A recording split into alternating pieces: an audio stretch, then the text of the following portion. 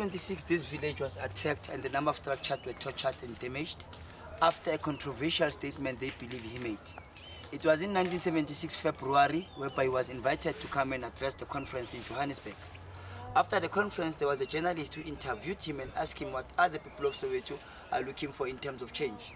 He said that the women, they foresee fire and they smell smoke, and that the student of 1976 will revolt against the language Afrikaans.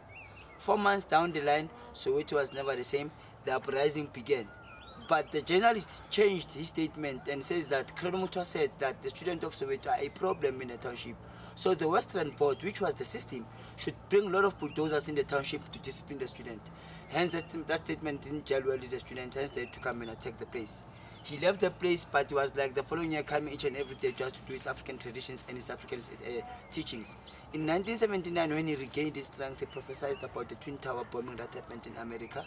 He even prophesied about HIV and AIDS. You'll be able to see the predictions inside. This village is called Tukuza. It represents the Zulu-speaking people.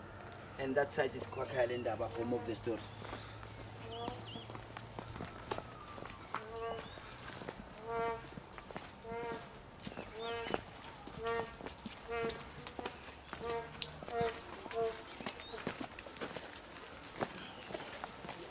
These are the Zulu huts. In Africa, the huts are built by the women. The men, what they do is they graze cattle, go to hunt and come and sit under the trees, drink African beer, whilst the women are on the top. All the doors of the hut are small.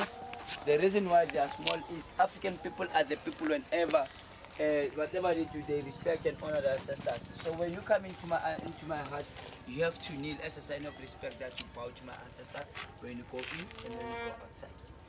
And that kraal will serve as an assembly. That's where the elders of the village and the king will gather whenever there is a problem or a message that they need to convey in the village.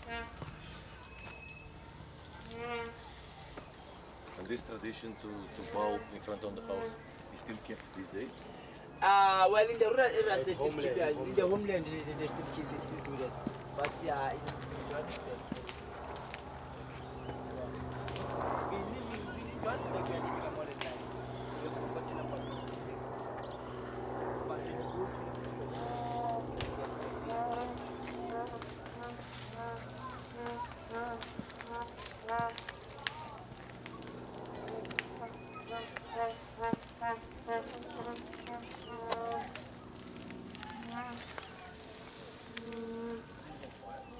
yeah, it was on fire.